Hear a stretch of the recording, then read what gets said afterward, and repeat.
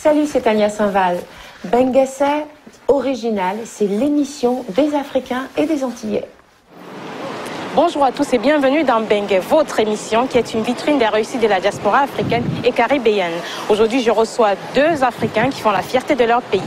En deuxième partie, nous serons à la rencontre de Imana ici, styliste, créateur, mannequin, danseur. Mais pour commencer, pour la première partie, j'ai le plaisir de vous présenter Maï Traoré, présidente de la marque Bicolor. Avant de la retrouver, voici son portrait. Maï Traoré, une jeune femme battante et très déterminée.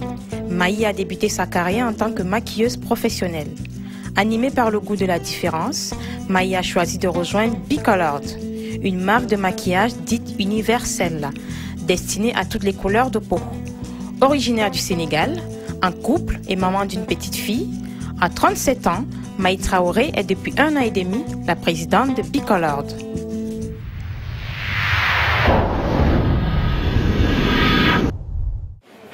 Bonjour Maï Traoré. Bonjour Hortense. Bienvenue dans Bengue. Merci de m'avoir invitée. Alors vous êtes la présidente de l'entreprise ou la marque Bicolor. Les deux en fait. Les deux, on peut dire les deux. Oui, entreprise, marque Bicolor. Absolument. Depuis 1 an et demi. Depuis 1 an et demi. Pourquoi ce nom d'abord, Bicolor?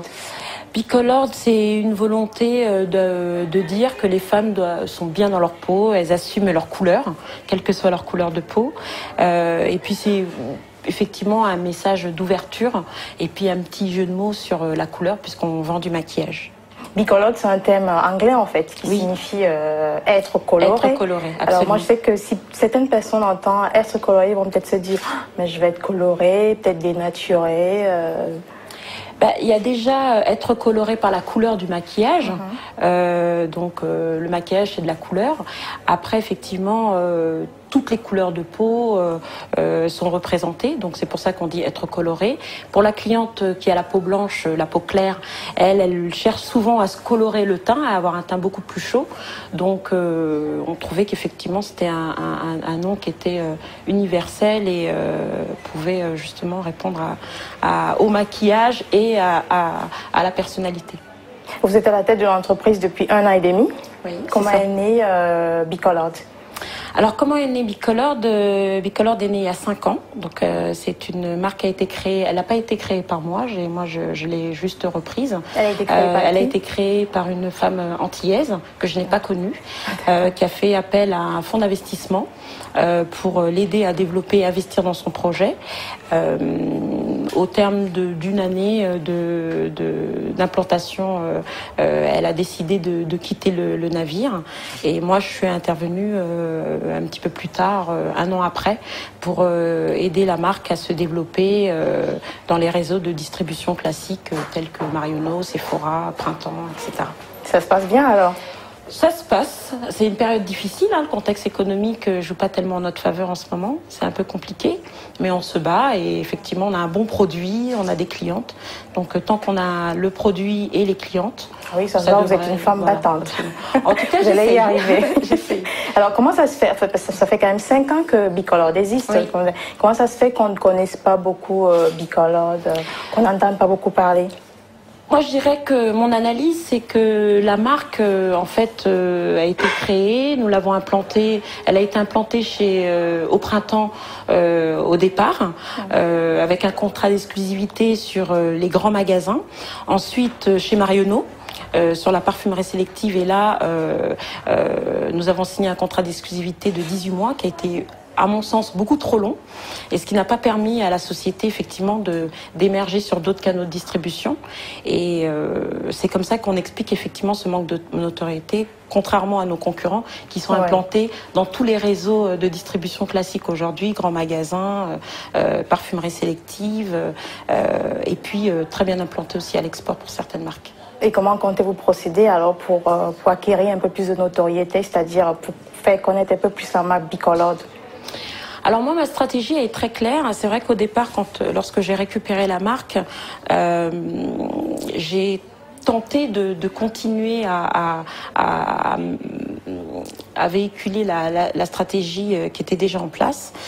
Et au bout de 6-8 mois, on s'est rendu compte avec l'équipe que c'était pas forcément les meilleurs canaux de distribution, les canaux tels que Sephora, Marionneau, et on pensait que par rapport aux valeurs qu'on défend et par rapport à l'image de marque, on voulait jouer vraiment la carte de la proximité en étant beaucoup plus proche de nos consommatrices, en allant vers elles.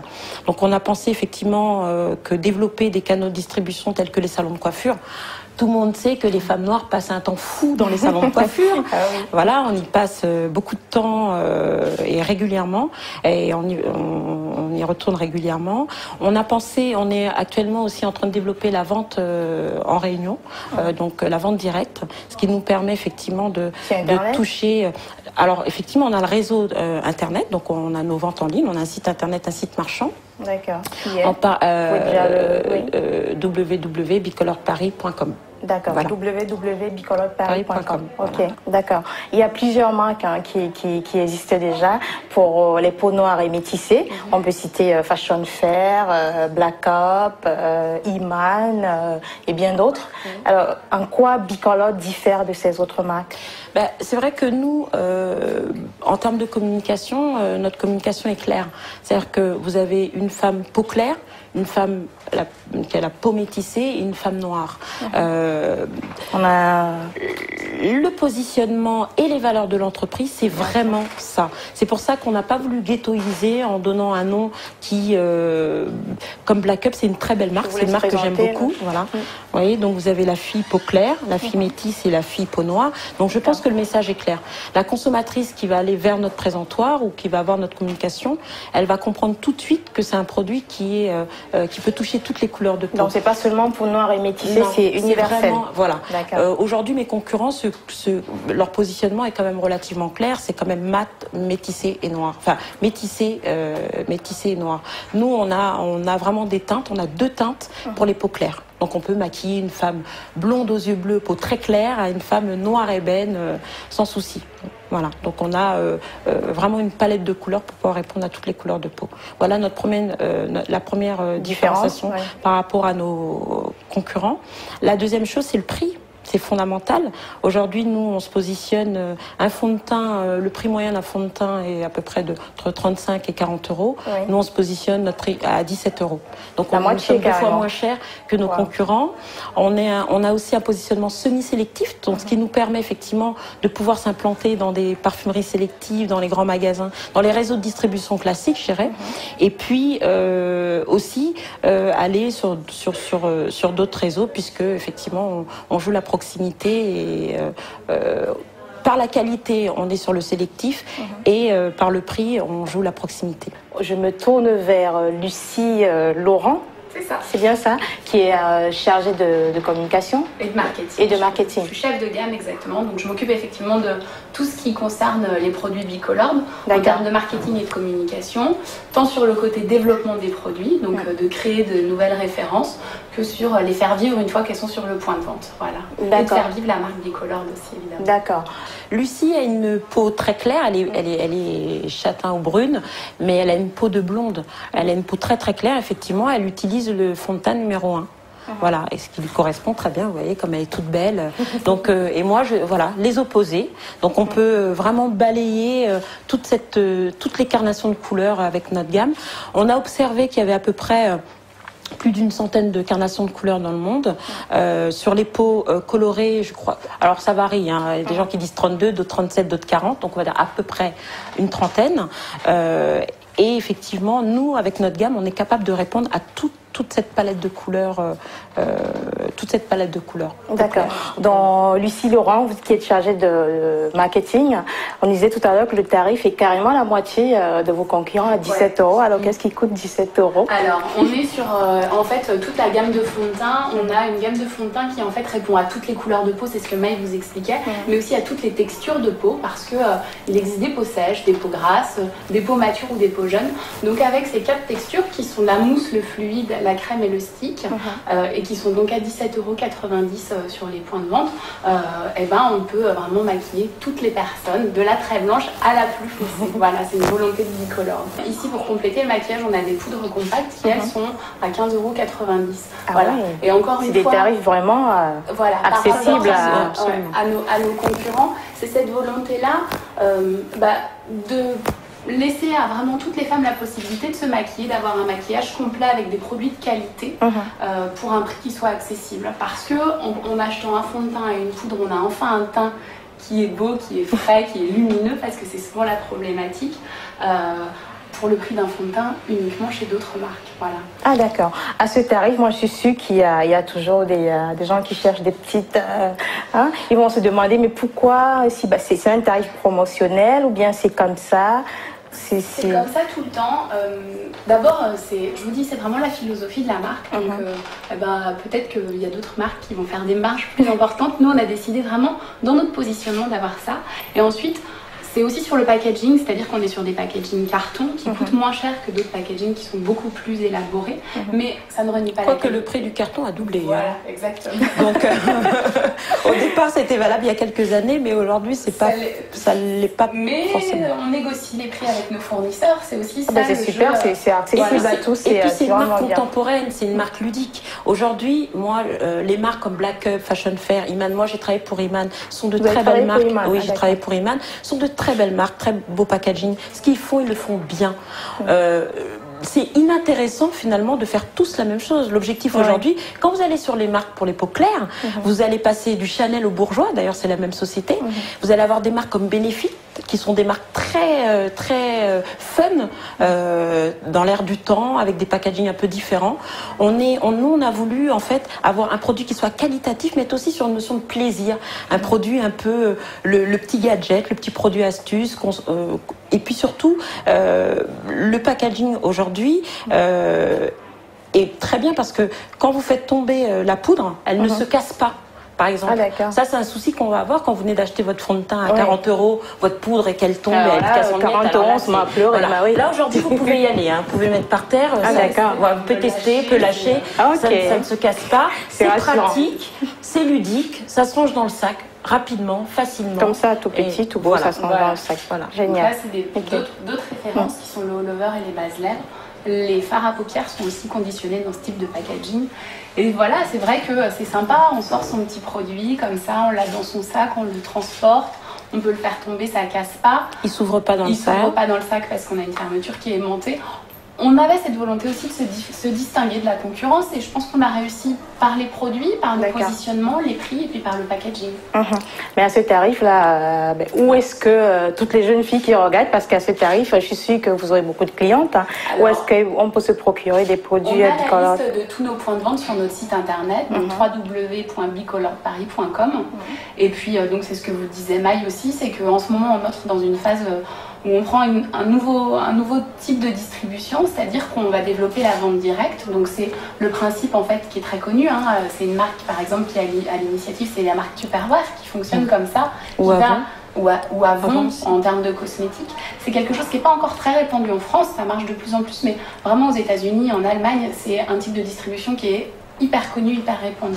Et c'est ce que expliquait Maï tout à l'heure, c'est qu'on pense que dans le type de population qu'on touche majoritairement, qui a un fonctionnement très communautaire, c'est une distribution qui va fonctionner pour nous. Donc, on lance un vrai appel aux consommatrices, c'est de se manifester auprès de nous parce que on recherche des ambassadrices en fait, qui pourront pas commercialiser, mais vendre les produits Bicolor auprès de leurs amis, etc.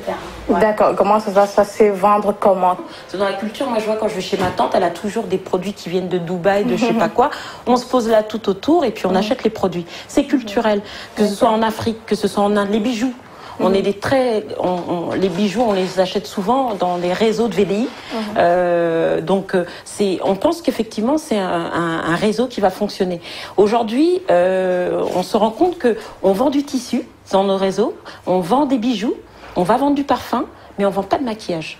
En tout cas, pas un maquillage ciblé. Il y a pas de marque de maquillage dite ethnique, parce qu'en France, c'est vrai qu'on aime bien nous placer dans des cases qui utilisent ce mode de distribution. Donc on a envie de le tenter. On a commencé à le mettre en place et on a des résultats plutôt significatifs. Donc on est assez content. Un message à toutes les jeunes qui ne connaissent pas encore Bicolor, avec ce tarif-là, je suis sûre qu'il y en a beaucoup qui seront intéressés. Un message pour les convaincre, pour les rassurer en fait, surtout. Moi, le message que j'ai envie de passer, c'est Pourquoi j'ai adhéré aussi à la ligne de maquillage, c'est que j'étais une grande consommatrice de maquillage. J'allais chez Sephora, j'allais acheter mes produits. Il y avait une seule marque, c'était Iman. Donc on arrivait devant le stand, on n'avait pas de conseils, personne pour nous prodiguer des conseils, on ne trouvait pas les produits. Finalement, quand on achetait un fond de teint, on n'était jamais satisfaite. On arrivait chez nous, alors sur le coup, on nous maquillait avec les lumières, c'était parfait, mais dès qu'on arrivait chez nous, on se rendait compte que c'était pas la bonne teinte. On n'avait pas de professionnels qui étaient en mesure de nous prodiguer de bons conseils. Parce qu'il faut savoir quand même que nous sommes des surconsommatrices, qu'on a un panier beauté qui est de 180 € minimum par mois, donc c'est quand même pas rien. Et effectivement, si les jeunes femmes aujourd'hui cherchent une marque de maquillage qui va révéler, illuminer leur teint, c'est Bicolor. Si elles cherchent une ligne de maquillage qui va être attractive dans les valeurs aussi qu'elle défend, c'est Bicolor. Si elle cherche aussi une ligne de maquillage avec un prix attractif, parce que 40 € dans un fond de teint, tout le monde n'a pas forcément les moyens, c'est Bicolor. Et puis c'est une marque, comme je le disais tout à l'heure, qui est très très qualitative. Les textures sont extrêmement fines, elles sont dénuées d'huile, dénuées de parfum. Moi je suis aussi maquilleuse professionnelle et je peux vous dire que l'huile et le parfum c'est très mauvais sur les peaux colorées. Ça favorise les taches. On savait pas ça. Voilà, ça favorise les taches. En plus. Et vous savez qu'une tache sur une peau colorée, c'est un peu la misère parce qu'on a du mal à s'en défaire. Donc voilà, moi je suis quelqu'un qui a une peau extrêmement fragile, qui fait beaucoup d'eczéma. Depuis que j'utilise cette gamme de maquillage de teint, en tout cas, j'ai plus de problème et j'ai enfin trouvé un produit qui révèle ma couleur de peau. Donc voilà. Donc je pense que toutes les filles aujourd'hui sont en recherche d'un produit comme ça et donc c'est Bicolor. La réponse est Bicolor. La preuve, regardez, aujourd'hui vous êtes maquillée avec les produits. Qu'est-ce que vous en pensez?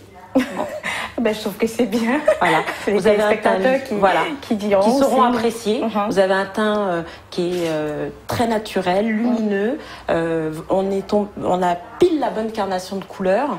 Vous êtes contente parce que vous êtes une femme naturelle. Et aujourd'hui, on vous a fait un maquillage qui fait ressortir votre beauté sans vous transformer. Voilà. Merci. Voilà. Nous allons bientôt nous dire au revoir. Ok. Parce qu'on va aller retrouver Imana ici qui nous attend, que vous connaissez peut-être. Vous lui transmettrez mes amitiés. Oui, je le connais. On a travaillé un petit peu ensemble. Notamment, moi, j'ai travaillé un petit peu pour L'Oréal Misani. Et Iman a fait le défilé de L'Oréal Misani. C'est dans ce cadre-là que je l'ai rencontré. C'est un styliste que j'adore. J'aime son travail. Et puis, j'aime beaucoup sa personnalité. Et ça fait longtemps que j'ai pas de ses nouvelles. Donc, vous lui transmettrez mes amitiés. J'espère que tout va bien pour lui. D'accord. Voilà. Mais on a une particularité, c'est de dire au revoir en langue maternelle. Ah, ça c'est un gros piège. Et oui. Vu que j'ai plusieurs ethnies, si je le dis en bambara, mon père va se fâcher. Si je le dis les deux. Un dernier mot aussi peut-être. Moi, avant son message en langue maternelle. Non, c'est ça, c'est l'idée de rendre le monde plus coloré. Je crois qu'on le démontre chez Bicolor, on est une équipe qui est pluriethnique. L'exemple est là. Voilà, on a les deux extrêmes, on a d'autres personnes qui se placent à l'intermédiaire de nos carnations de peau. Ouais. Voilà, je crois que c'est vraiment ça, c'est l'idée d'arrêter de créer des comme ça, oui, des ghettos, des groupes. On se revendique comme une marque pour toutes les couleurs de peau et pas seulement comme une marque ethnique. Donc moi j'appelle les jeunes filles claires comme moi aussi à acheter des produits Bicolor, elles trouveront leur teinte, qu'elles ne s'inquiètent pas. Voilà. D'accord. Alors chez nous, chez moi, quand on dit au revoir et bonjour, on dit salam. Donc c'est salam. Un bambara? C'est musulman. D'accord. Et moi je suis, étant donné que j'ai plusieurs ethnies, mais j'ai une religion, donc je vais dire salam à tout le monde. D'accord, voilà. Salam. Ça veut dire au revoir. Voilà. Ok. Merci Maï Traoré. Au revoir.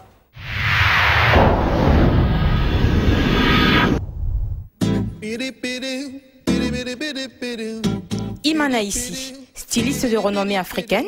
Iman a plusieurs casquettes. Danseur, mannequin, styliste et auteur de 2 ouvrages. La quarantaine révolue, derrière sa timidité se cache un professionnel aux doigts d'or qui confectionne de superbes tenues. Très apprécié pour son travail. Merci et ma récompense c'est son travail. Ce qu'il fait comme travail c'est ma récompense, c'est le prix. Le prix de tout ce que j'ai pensé de lui et tout ce que j'ai fait pour qu'il avance, c'est ça qui est ma récompense. C'était magnifique, portable, absolument féminin, tout ce que j'aime. De la première à la dernière, j'adore. Iman a déjà habillé plusieurs top modèles africains. Originaire du Cameroun, Imana Issi veut à travers cette tenue valoriser encore plus le continent africain sur le plan international.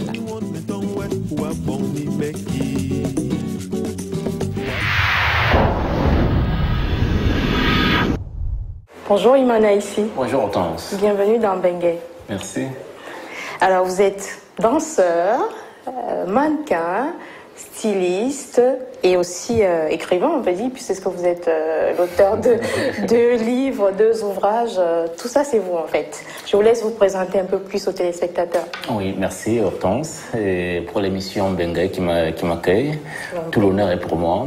Donc, je suis Imana Issi, tout simplement artiste. Puisque comme j'ai fait du mannequinat, j'ai été danseur et chorégraphe, je suis styliste et j'écris. Plusieurs casquettes. Ouais, si on peut le dire. C'est facile de gérer plusieurs casquettes comme ça en même temps. Je crois que c'est question d'organisation. Il faut s'organiser et puis quand on a la chance de pouvoir exprimer plusieurs choses, pourquoi pas. Justement, on a recueilli des impressions sur vous, votre personne, votre travail et sur le métier du stylisme en général, notamment les stylistes africains, qu'on va regarder tous ensemble. Et c'est le micro-trottoir. Est-ce que vous connaissez Imana Issi? Non, je connais pas Imana Issi, mais je connais Salubi, Oumoussi et Djouma Aidara à Dakar. Le styliste Imana Issi, je ne connais pas. Paraît-il, c'est un grand styliste. En fait, je ne m'y connais pas beaucoup et justement, je trouve ça dommage parce que je pense qu'en Afrique, il doit y avoir beaucoup de créateurs et aussi beaucoup d'inspiration, beaucoup de beaux modèles qu'on pourrait avoir aussi en Europe. Et je trouve ça dommage de ne pas connaître assez, mais de ce que je connais, j'aime beaucoup. Qu'est-ce que vous pensez de la mode africaine, des stylistes africains? Ils font bien, j'ai vu certains couturiers comme Alfadi, Pateo. Ils prennent les tissus africains, c'est Wooding Côte d'Ivoire. Oui, ils font un Wooding, ils font un modèle un peu européen. C'est bien, moi j'aime bien le style, la manière de faire. Ça change tout le temps des boubous, des foulards, c'est bien. Quand c'est bien imité, bien fait, j'ai vu des robes de mariée en tenue africaine, c'était franchement très beau. Je trouve que c'est une mode très colorée.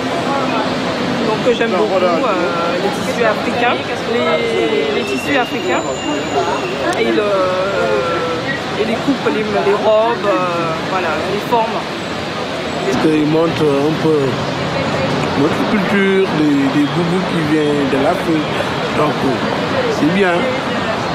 Donc dès qu'on les voit défiler ici, donc ça nous fait rappeler notre pays. Un homme élégant, il est une fois dans toute sa vie.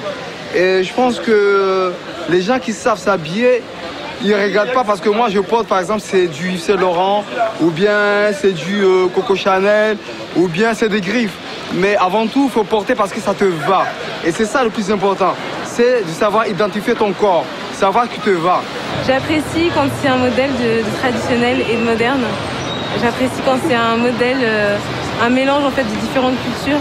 Par exemple, c'est un mélange de modèles par exemple camerounais, par exemple de motifs camerounais avec des motifs ivoiriens. Je trouve que ça peut être toujours très intéressant. Quel message auriez-vous à adresser aux stylistes africains? Qu'ils continuent et qu'ils se fassent connaître.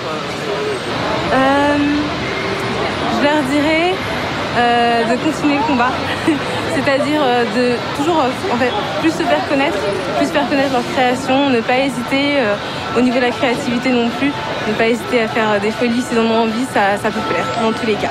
Il ne faut pas essayer de copier ce que Yves Saint Laurent a fait. D'ailleurs, je pense que c'est la différence entre Yves Saint Laurent qui a marqué l'histoire de la mode et les stylistes comme Tom Ford, Marc Jacobs, parce qu'ils n'ont pas su apporter quelque chose de nouveau au niveau de la mode. Ce qui fait que les gens comme Yves Saint Laurent, Coco Chanel, ils ont imprégné le style, tu vois. Voilà. Mais eux, les Tom Ford, les Marc Jacobs et nos stylistes africains, ils essaient de remixer ce qui déjà s'était fait les années 70. Donc je pense que ça sera très important de réfléchir sur ça et d'apporter quelque chose de nouveau qui va faire que tu peux avoir ta place au niveau des grands en fait. Voilà, un message, il faut continuer, il ne faut pas laisser la faire parce que c'est important qu'on vit ici et puis voir nos confrères aussi faire des belles choses. Donc ça montre que maintenant tout évolue. C'est vrai que c'est dur, hein, la mode. C'est dur de comparer Africains et Européens, mais s'ils peuvent persévérer, créer des tuyaux plus chics, quoi, un modèle africain serait bien.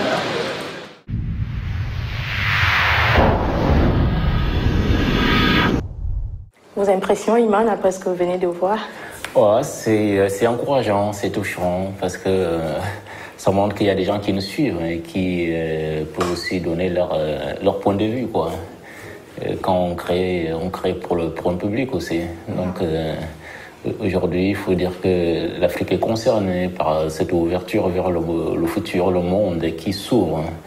Et c'est important d'écouter tous ces gens qui ont un certain regard par rapport à ce qu'on fait, quoi. Voilà.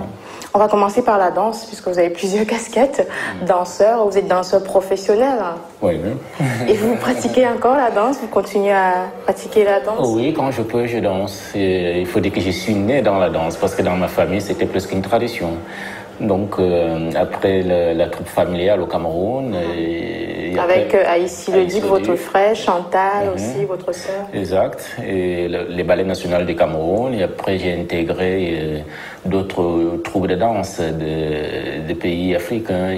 Avec plusieurs chorégraphes aussi, comme Nabou Diop de Touré Kunda, comme Georges Mamboy, il est plutôt de la Côte d'Ivoire, qui travaille sur Paris. Et beaucoup d'autres, je ne peux pas citer tout le monde. Et aussi, à un moment donné, j'ai collaboré aussi avec d'autres chanteurs pour obtenir des rôles dans les clips, comme le clip de Mylène Farmer, de Sting, tout ça. Donc voilà. Après la danse, c'est le mannequinat. Oui. Est-ce que vous défilez encore ou alors vous faites juste défiler les autres, puisque vous êtes styliste maintenant aussi? Non, je pense qu'à un moment donné, il faut savoir regarder certaines choses avec un certain recul. J'ai fait le mannequinat pendant 12 ans. 12 ans 12 ans de carrière. Et je me suis battu comme il fallait. J'ai essayé d'être là où il fallait être. Et puis, ça n'a pas été évident. Donc aujourd'hui, oui, j'ai fait encore beaucoup de photos, quelques campagnes publicitaires, mais j'ai autre chose à faire maintenant. Vous mettez plutôt les autres en valeur. Exactement. Je suis presque passé de l'autre côté du rideau. Comme votre protégée qui est là. Kiné Diouf, qui est une jeune Sénégalaise qui est devenue top modèle aujourd'hui. D'accord. Et je suis très fier d'elle parce qu'on a fait beaucoup de choses ensemble. C'est moi qui l'ai tendu la main quand elle est arrivée à Paris. Elle a fait une carrière très intéressante. D'accord. Et apporte un beau modèle de Iman ici. Merci. On peut voir. Je travaille pour Iman. Je fais sa connaissance, ça fait 6 ans maintenant. 6 ans, c'est beaucoup. Hein? Quand je suis arrivée à Paris nouvellement, il me dit oui, je pense que tu peux travailler. Je dis en bon, oui, je pense. Et effectivement, il avait raison parce que 2 ans après, j'étais sur tous les podiums, Yves Saint Laurent, Jean-Paul Gaultier. Et je suis vraiment contente et merci à Iman encore. D'accord, on va plus voir la robe, si c'est possible. Alors la robe maintient le bustier, il s'ouvre un peu, si je peux me permettre. Alors c'est une robe qui fait partie de la collection Printemps Satan. Le printemps Satan. Donc, il faut dire que toutes mes collections, ça marche par thème. Ah oui. Donc, j'ai choisi toujours des titres assez parlants, des titres qui, pour moi, c'est une manière de rendre hommage à l'Afrique et de montrer que l'Afrique a de belles histoires. Il n'y a pas que la guerre ou des maladies en Afrique. Mais le Satan, là. Donc, le Satan, c'était juste pour dire que. Un côté mauvais, un côté de Dieu, par exemple. Le Satan, juste pour dire que dans l'humanité, quand on vit dans le quotidien, il y a le mal et le bien. D'accord. Donc, pourquoi on a tellement peur de prononcer le mot de Satan? Si on parle de Dieu, si on parle du bien, on ne peut pas parler du bien sans le mal. Okay. Aussi. Donc cette robe qui est un bustier, très ouvert, très chantré, drapé. C'est un peu style empire en même temps, avec beaucoup de volume en bas, en taffetas irisé. Donc voilà. Merci Kiné. Donc je tiens à dire qu'aujourd'hui, le métier de mannequinat, il y a énormément d'appels, beaucoup de gens qui veulent faire ce métier, mais très peu d'élus. Quand on veut se lancer dans le mannequinat, il faut donner son temps. Je crois que la mode, c'est une question de connaissances, c'est une manière d'être. C'est un métier. C'est un métier très sérieux. Oui. Le métier de mannequinat, c'est un peu c'est dans votre famille, puisque votre mère était aussi mannequin élue Miss Afrique, c'est Miss Cameroun. Miss Cameroun en 1960. Ouais. C'est elle qui vous a donné envie d'exercer ce métier? Ouais, je ne pourrais pas dire non, oui. Je crois que ma mère, c'était une très belle poupée dans la famille. C'est bien dit, ça, belle poupée. Ouais, et c'était bizarre, même jusqu'à aujourd'hui, j'ai toujours l'impression que c'est une poupée, une fée qu'on a amenée d'ailleurs et on a placée chez nous. Parfois, je n'arrivais pas à croire que c'était ma maman. Je crois je me suis beaucoup inspiré d'elle. Donc le mannequinat, je crois que comme elle était la belle pièce dans la maison, donc elle s'habillait très bien. C'est quelqu'un qui savait très bien se tenir, qui savait très bien porter des robes, certaines choses, même les choses les plus simples, tellement elle les portait bien que je crois que ça m'a énormément marqué. Et je crois que c'est parti de là aussi. Alors, il y a beaucoup de gens, il y a quelqu'un qui expliquait un peu, il y a beaucoup de gens qui n'arrivent pas à faire la différence entre styliste et créateur. Est-ce que vous pouvez nous en dire un peu plus Alors, il faut savoir que dans le monde de la mode, et quand on dit la mode déjà, la mode ne s'arrête pas qu'aux vêtements. La mode, c'est tout ce qui nous accompagne l'être humain dans son quotidien. C'est l'architecture, c'est l'ameublement, c'est le design des voitures, c'est les vêtements, c'est les sacs, c'est les chaussures, c'est la coiffure. Donc, après, on va plutôt se diriger vers le fashion, le vêtement. Dans les vêtements, il y a les stylistes, les créateurs, les couturiers, les modélistes. Parce que styliste, c'est pas couturier? Comment dire, il y a un peu de différence. Ah, d'accord. Parfois, un styliste, ça peut être que celui qui donne les coups de crayon sur les papiers, du dessin. Et après, on va passer à l'étape suivante. Donc, chez les monteurs, les mécaniciens, c'est ceux qui vont couper. Parce que parfois, ceux qui coupent, qui sont dans les ateliers qui coupent, le patronnier, c'est pas forcément qu'il va dessiner. Le créateur de mode, c'est plutôt celui qui donne les idées. D'accord, il ne dessine pas. Il peut aussi dessiner, mais il y a plusieurs branches à l'intérieur. Donc en fait, ça part du créateur, après le styliste dessine, et après... Et les modélistes, ceux qui font des patrons, tout ça, et puis les monteurs, ce qu'on appelle les mécaniciens, tout ça. D'accord, je pense que c'est plus explicite maintenant pour ceux qui se posent la question. Justement, en parlant de stylisme, vous êtes un styliste professionnel et très de renommée africaine. Vous venez d'ailleurs d'être élu parmi les 100 designers. Félicitations d'abord. Merci. Merci. Que représente pour vous cette distinction? Je crois que c'est très encourageant. C'est aussi beaucoup d'années de travail. Donc, ce qui montre que il ne faut pas être pressé. Parce que à peine on sème le maïs, on ne peut pas manger ce maïs qu'on vient de semer en 2 jours. Il faut quand même que le maïs doit pousser, grandir et puis donner le fruit du maïs et puis le cueillir au bon moment, à partir du moment qu'il est bien mûr, quoi. Donc ça prend le temps que ça peut prendre à un moment donné. Si on bosse bien, si on travaille bien, si on a bien fait ses recherches, tout ça, la reconnaissance, on n'est pas pressé. Ça viendra quand ça vient. Moi, je n'ai jamais couru derrière la reconnaissance. Ce qui m'intéresse, c'est de travailler. Mais c'est quand même bien d'avoir une reconnaissance. Bien sûr, c'est encourageant. C'est encourageant. Mais il ne faut pas mettre les charrues avant les bœufs. En tout cas, félicitations.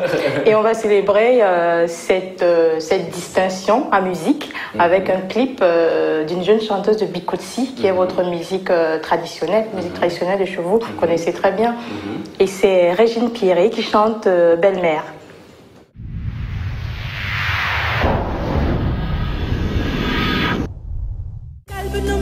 Bente kamlu betu angu menyinga hanu bakwa bema masile silina yimenga bo konkur masile silina yimenga ke bo konkura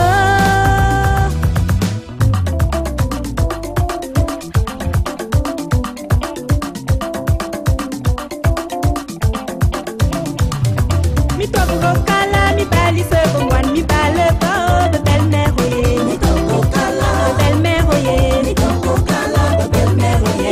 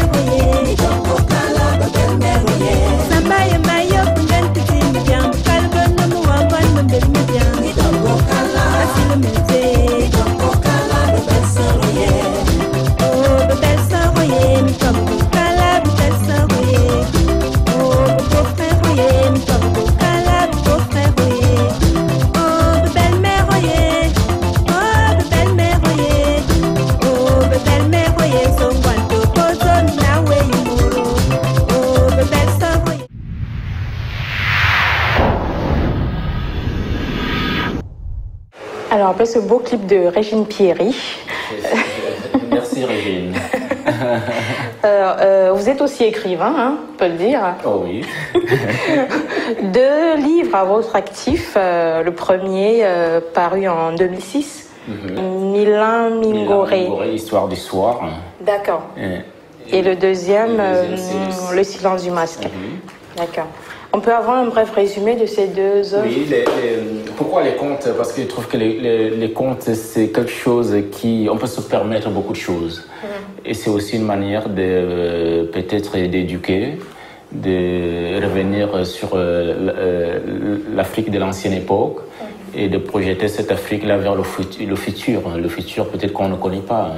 Donc de sublimer certaines histoires, de les diaboliser en même temps de mettre les faits là où les faits ne s'attendent pas. Il y a de tout, donc vraiment des petites histoires fantastiques et cruelles en même temps. Et en même temps, quand j'ai écrit d'une manière très imagée, dans un français très très simple.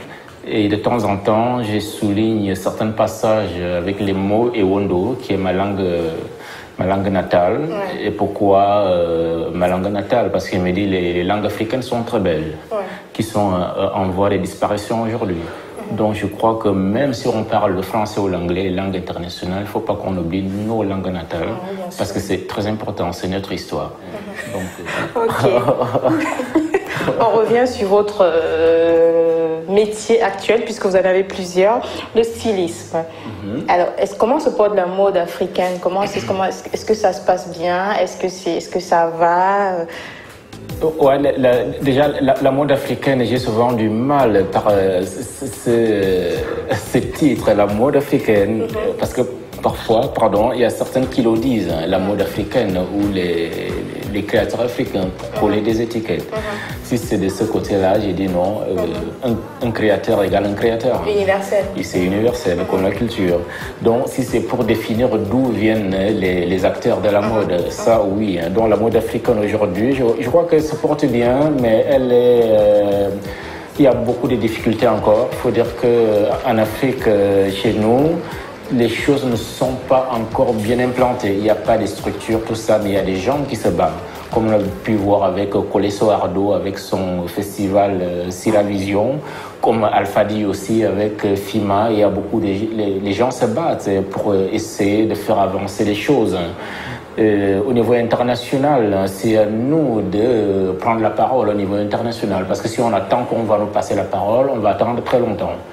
Parce que les créateurs ou certaines grosses maisons de luxe, quand ils s'inspirent de l'Afrique, ils ne demandent pas, parce que, et je suis tout à fait d'accord, parce que la culture n'a pas de frontières. Oui, bien sûr. C'est ça qui est intéressant aussi. Aujourd'hui, il crée certaines robes qui sont très, très, très contemporaines, qui n'ont parfois rien à y voir avec l'Afrique. C'est ça aussi. Mais il faut que les Africains doivent se dire aujourd'hui qu'il y a des créateurs africains, des créateurs d'origine des pays africains qui ont énormément de talent, qui peuvent faire aussi comme toutes ces grosses maisons. Je ne veux pas citer de nom pour ne pas faire de la publicité gratuite.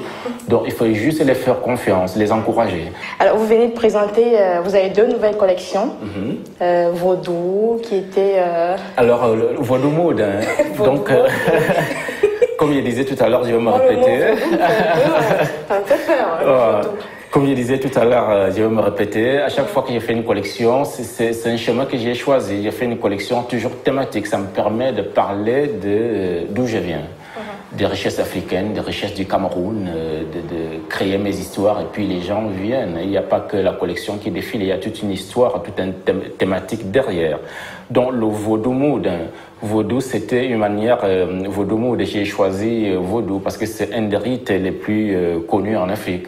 Il y a d'autres comme Bissim, il y a tout un tas. C'est pas un peu mystique, Vaudou? Un tout petit peu, mais j'ai voulu montrer le Vaudou déjà pour rendre hommage à tous les rites africains qui sont appelés aujourd'hui entre guillemets les gris-gris. Donc c'était aussi une manière par le même titre de la collection Vaudou Mood pour montrer le savoir-faire des Africains. Avec très peu de choses, les Africains arrivent à faire des choses incroyables. Donc j'avais choisi de travailler sur deux tons de tissu, donc de l'écru, couleur crème et du noir. On va voir ça après dans votre... Non, elle n'est pas là, le niveau de mode. Il y a juste Fashion Ghost qui est en place là.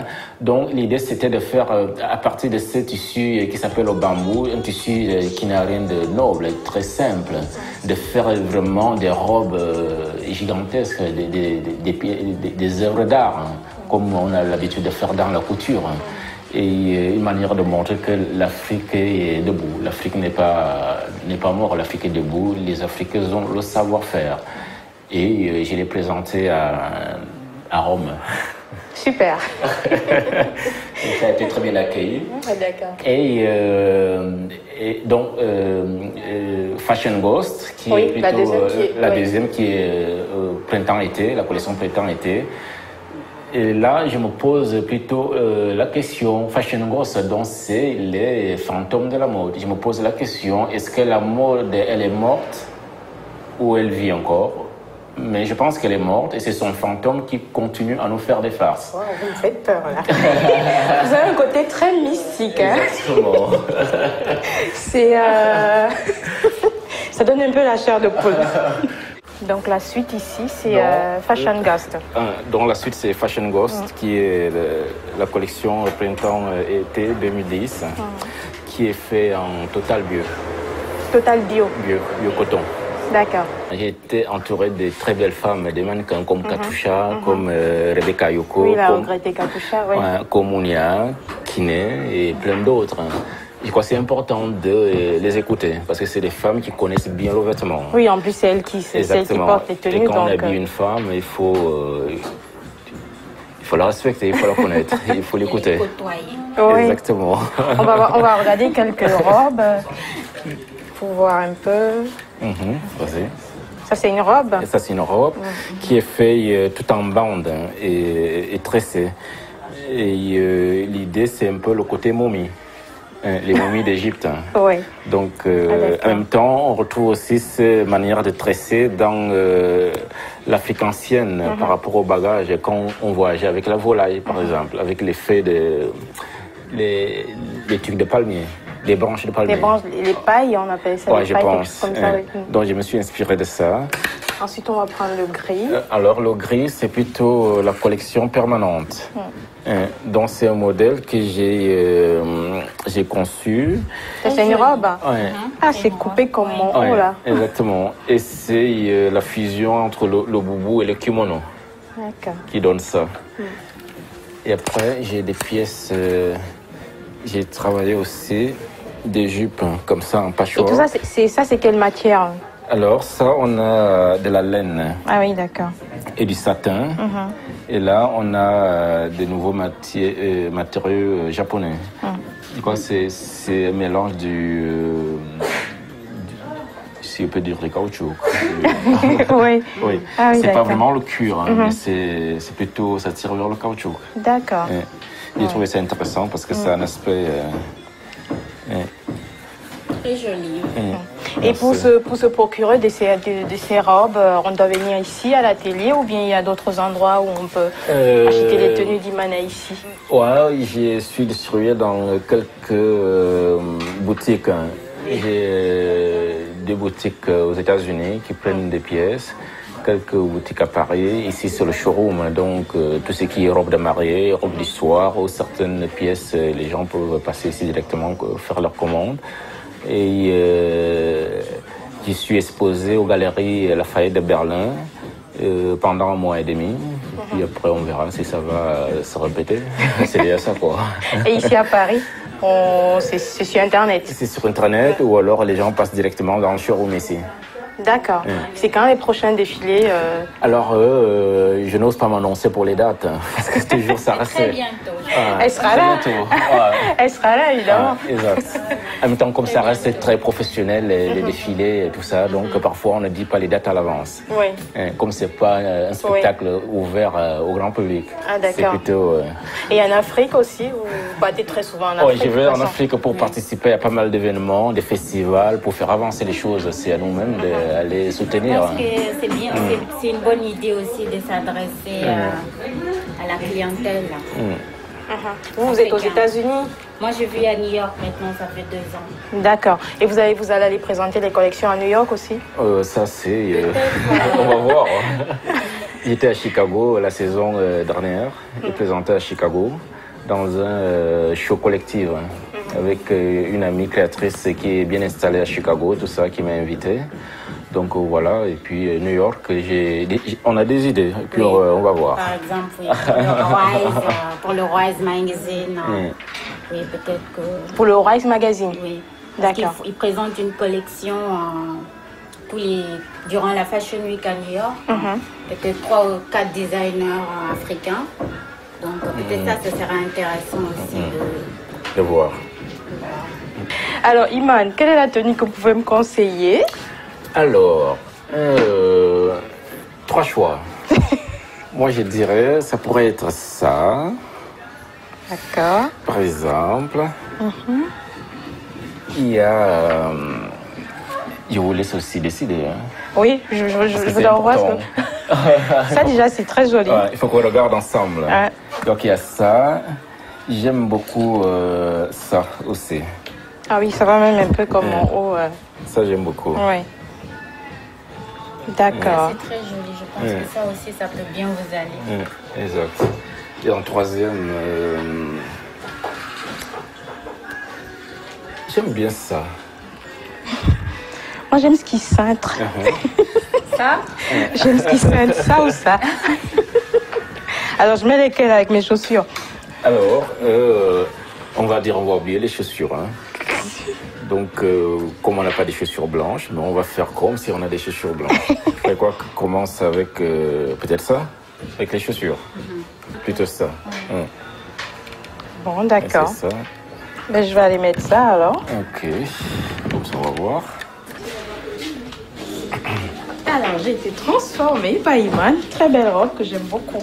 Voilà, tu la portes très bien. Merci. Donc, on va se dire au revoir. Kiné nous rejoint pour la fin. On se met, comme la particularité de Mbengue l'exige, en langue maternelle. En Wolof pour vous? En Wolof. D'accord. Oui. Wa na ngeen def sama xarit yi ki Kiné Diouf la léegi maa ngi dëkk New York maa ngi fi ak Imana ici sama xarit Bakken donc maa ngi leen di nuyu di leen gërëm Kiné Diouf pareil. Merci. Et qu'est-ce que ça signifie en français? Traduction, une petite traduction. Traduction. Je disais salut public et voilà, je suis avec mon ami Imana ici à Paris. On parle de sa nouvelle collection et voilà. Merci. Que c'est magnifique et c'est pour toutes les femmes du monde et voilà. D'accord. Merci. Merci. À vous, Iman. Merci. Mbambamos, Maso Camerouni, c'est Afrique, c'est Nam Afrique et Camerouni Koussou, Abungan Akiba. Qui signifie? Et Borbe Sabab, émission Mbengue, Mahemina Abungan. Donc ça signifie, il dit bonjour à tous les Camerounais, tous les Africains, et que l'Afrique avance et le Cameroun avance, et tous les gens qui regardent l'émission Mbengue, comme moi. Et je vous remercie.